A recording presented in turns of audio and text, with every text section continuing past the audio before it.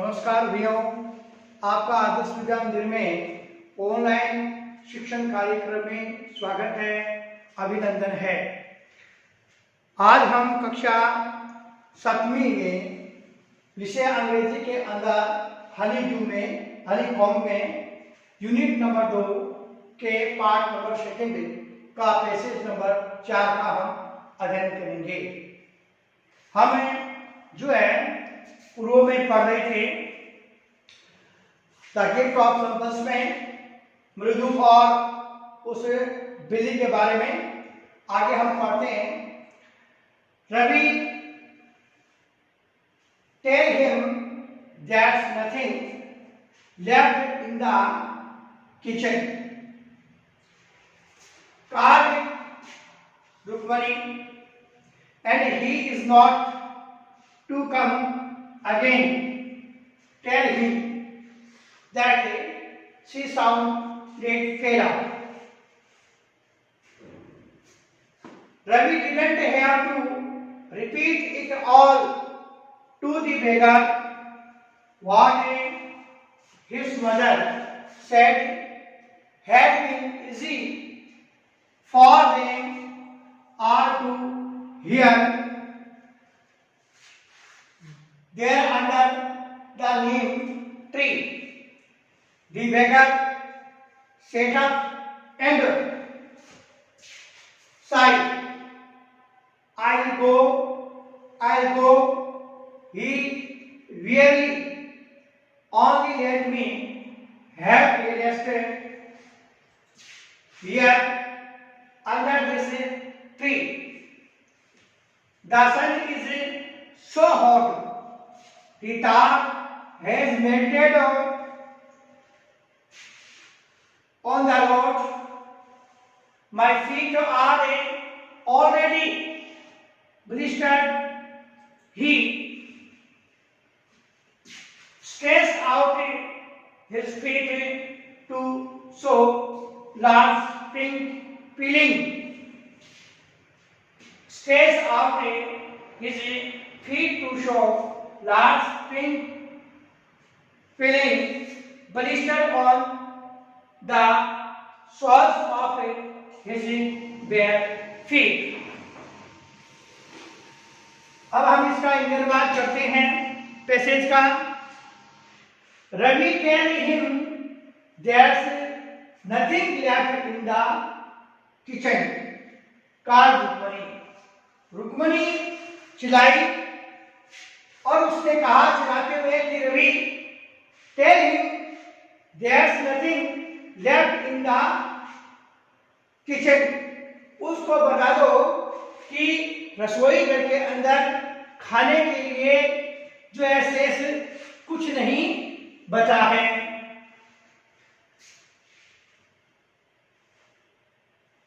And he is not to come again. Tell him that she sounded fed up. और फिर उसने जो है आगे कहा कि उसको ये कह दो कि he is not to come again, कि उसको यहाँ पर दोबारा आने की कोई आवश्यकता नहीं है। ये उसको और बता दो। She sounded fed up, वह उससे ऊब गई है, अर्थात उसके बार बार घर पर यहाँ आने से वह परेशान हो गई है। Ravi didn't have to repeat it all to the beggar what his mother said. और रवि भी ये नहीं चाहता था कि जो उसकी माँ ने जो है उस भिखारी को कहने के लिए जो कुछ कहा था उसको वह वापस पुनः दोहराना नहीं चाहता था, जो कुछ भी उसकी मां ने कहा था। Ravi didn't have to repeat it all to the beggar. Ravi भी उसको भिखारी को ये सब कुछ वापस दोहराना नहीं चाहता था, अपने श्री मुखार से उसको वापस मां की कही हुई बातें नहीं करना चाहता था। What is his mother said, जो उसकी मां ने कहा, had been easy for them all to here और there under the neem tree, वहां पर नीम के पेड़ के नीचे बैठे उस भिखारी के लिए जो मां ने कहा था उसके लिए सुनना जो है बहुत ही आसान था। अर्थात उसको ये सब कुछ सुन रहा था कि उसकी मां जो है उसके लिए क्या कर रही है। दी बेगर सेट अप एंड साइड, और ऐसा जानकर जो है वो भिखारी बाद में जो है वहां पर बैठ गया। The beggar set up and side, और उसने बहुत लंबी जो है आहें भरी और अर्थात श्वास ली। वह सुस्ताया। आई गो हियर वियरली, और वह जो है बड़े ही थके हुए ढंग से परेशान होते हुए उसने कहा कि आई गो मैं चला जाऊंगा। Only let me have a rest here under this tree, केवल मुझे यहाँ पर नीम के पेड़ के नीचे कुछ समय के लिए मुझे आराम तो करने दीजिए। The sun is so hot और the tar has melted on the road। उसने कहा कि the sun is so hot,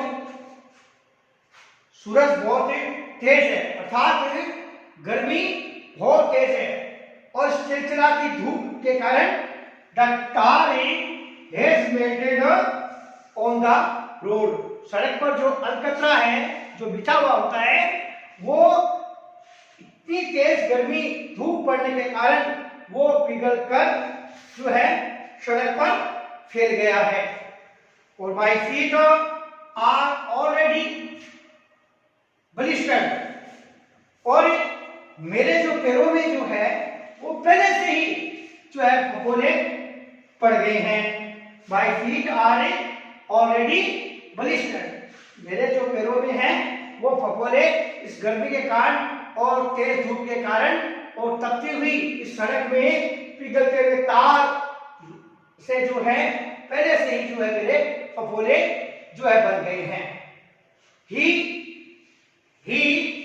stretched out his feet to show large pink peeling blister on the soles of his bare feet।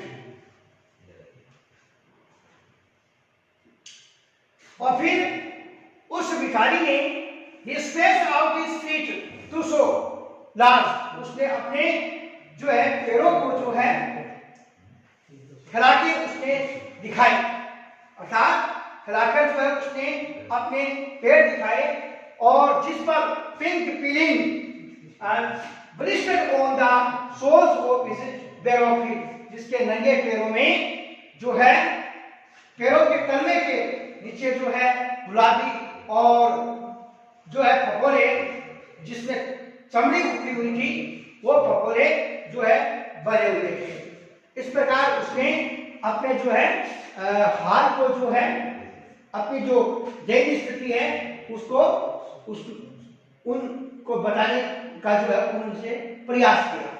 तो भैयाओं, हमने इस passage का यहाँ अध्ययन किया है, इसको आपको पुनः इसको पढ़ना है और इसका अंग्रेजी पठन करके इसका हिंदी में अनुवाद करना है। यहाँ पर नीचे पैराग्राफ में ग्लोसरी में जो है जो कठिन मीनिंग है उसको भी यहाँ पर अंकित किया गया है, इसको भी आपको ध्यान करना है और याद करना है। ब्लिस्टर यानी फफोले, हमारे फफोले जो पड़ जाते हैं, और पीलिंग यानी चमड़ी उतरते हुए, फफोलों से जब चमड़ी उतर जाती है, और सॉल यानी पैरों के तलवे, नीचे पैरों के तलवे, बेज यानी नंगे पांव, और वियरली यानी थके हुए ढंग से, और फेड यानी परेशान होना, ऊब जाना।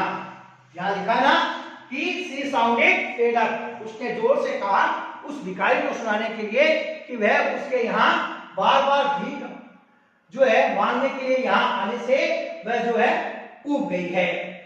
तो इसका आपको पुनः अंग्रेजी में पठन करके हिंदीनुवाद करना है और मीनिंग जो है याद करने हैं, इसका हिंदीनुवाद याद करना है। आगे हम इसके बारे में और पढ़ेंगे अगले पैसेज में। तब तक